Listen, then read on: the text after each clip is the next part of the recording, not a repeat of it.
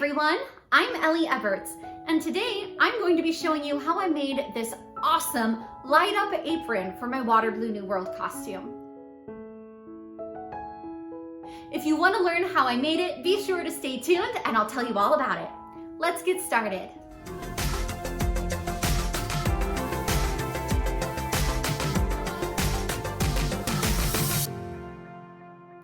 So as most of you guys know, last fall I competed at KumoriCon 2019 with Water Blue New World Hanamaru. As I was working on this costume, one of the things I really wanted to make sure I included was this light up apron. While the actual live costumes that Aqua wears in their concerts, they don't have this light up apron, but in the anime, it was one of the most inspiring parts when they hit the chorus and the apron's all light up and it's all beautiful and it's blue and it's glowing. It's so cool.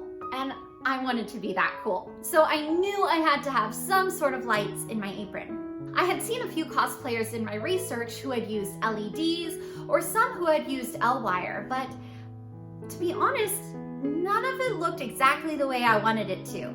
I wanted to have really sharp lines and I wanted it to look like a normal apron when my lights weren't on. I didn't want it to be super obvious that I was going to have a light up element.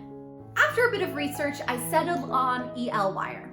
Now, what exactly is EL wire? That's a great question.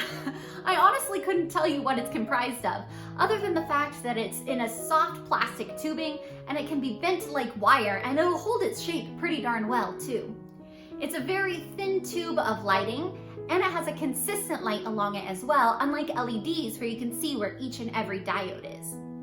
It's a really, really cool light, and while it's not super high powered, it's high powered enough for what I was going for.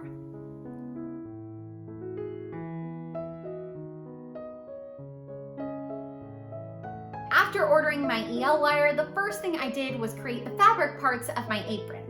I started by cutting out my materials. Now, I kind of just winged this pattern. There's nothing special about it. It's just a shape that I thought would work, and thankfully it did.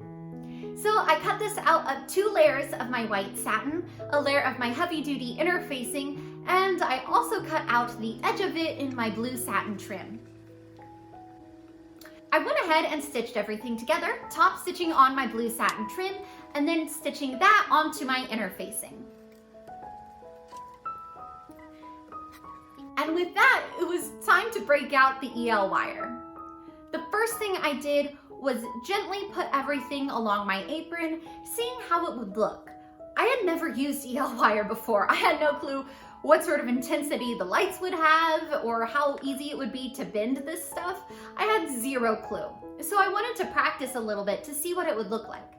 My initial thought was that I would sew my gold trim directly on top of my EL wire. This way it would be completely concealed when the lights weren't on, but as soon as I turned the lights on, you would see it through the gold. Unfortunately, I quickly learned that the EL wire wasn't powerful enough to be seen through the gold trim. So instead, I decided that I was going to put some snail trim on both sides of my EL wire. So now that I know what I'm doing, we are ready to stitch on our EL wire.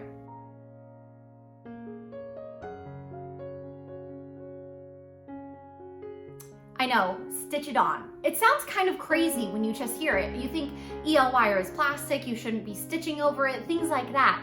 But actually, it was super easy to stitch over. It sewed like butter. I didn't stitch into my EL wire. I used a zigzag stitch that was pretty much the width of my EL wire, just a little bit wider, and then matching white thread. I used white thread because as the light permeates through it, it's going to appear invisible, or at least the same color as the light. So with my zigzag stitch, I just stitched along top of my EL wire. Crazy. I think this is something that a lot of cosplayers don't try when they're working with EL wire, because oftentimes you'll see EL wire that doesn't have any sharp corners or is moving around on the costume. But if you use a ruler to mark out your corners and you stitch very tightly along your EL wire, it makes an incredibly straight line. It's gorgeous. I love it. So the first thing I did was stitch on my zigzag pattern. When I got to the corners at the bottom of the pattern, I simply used my zigzag stitch right in that crevice, put my needle down on the inside of the corner and then lifted up my foot and switched the material around so that way I was pointing to go straight up the other side, just like you would if you were stitching on bias tape or anything else with a corner like that. I didn't expect it to be so simple. Now let me say I did occasionally nick my EL wire with my needle. Not only did it not break my needle, but it didn't break the EL wire either. I wouldn't suggest sewing completely through it. I simply nicked the edges of the wire where the plastic coating is, not the actual whatever it is that makes it light up on the inside.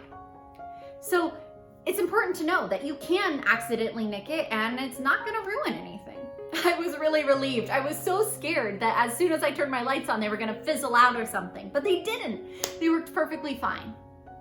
Now I'm going to start attaching my gold snail trim. I put a gold thread in my machine so it would match perfectly, and I'm simply going to zigzag this trim against my EL wire.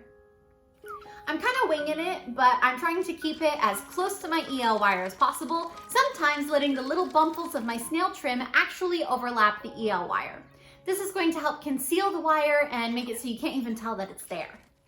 So I attached my gold trim in exactly the same order as I did my EL wire, making sure to attach trim onto both sides of the wire as well. So after everything was stitched on except for that outside edge of gold trim, I went ahead and flat-lined my apron. Just using a piece of white satin, I put it on top and stitched around the edge and then flipped everything inside out. This way there's a very clean edge along the outside of our apron and the back of it is covered as well. Now I can use my zigzag and simply attach that last piece of gold trim around the outside. And just like that, the apron is finished. I'm simply going to attach it to my tutu and we're off to the races. When you're working with EL wire, it's also important to think about where the battery pack is going to go. I made sure to start with the edge of my EL wire that had my little clip for my battery pack. That way I didn't have to worry about running out or putting it in a weird spot. I knew exactly where my battery pack was gonna go. When I'm wearing my tutu, my battery pack simply slips into the waistband of the tutu with a button on the inside, so it's really easy to find and just kind of click on if I want to. Now, I think this EL wire looks incredible. A few things to note though. It doesn't really show up in photos, at least not in the daytime. You would need to take nighttime photos for it to show up. And even on stage, it hardly showed up except for when they dimmed the lights barely at the very end. So it doesn't have as strong of a stage effect as maybe LED lights do, but it still looks really cool, especially for the Water Blue New World costumes. When you strike the final pose, which is kind of like this, the apron of your tutu is facing out towards the audience. So if you strike that pose and then dim the lights, it looks really, really cool. A lot like it did in the anime. Now, of course, anime lighting is pretty unrealistic. There's no way to get that bright of a light in full-on stage lighting that's not, I don't know, like LEDs every 2 centimeters or something. There's no way I can think to do that. So I think the EL wire was a perfect substitute. Plus, it was really fun to use. I'd never used it before, and actually I'm looking forward to using it again just because it's so easy and beautiful and adds a really, really cool element. Let me know in the comments below if you've ever used EL wire in a costume. I want to see what it looked like and what your thoughts are on using EL wire. I know I plan to use it again in the future sometime soon. If you liked this video, be sure to hit the big old thumbs up button. And if you really liked it, hit that big old red subscribe button so you know when my next video comes out. And until then, everyone, I hope you've had a wonderful day and be sure to keep sewing, stay positive, and have fun. I will see you all next time. Okay? Bye-bye-bye-bye. Bye-bye-bye-bye.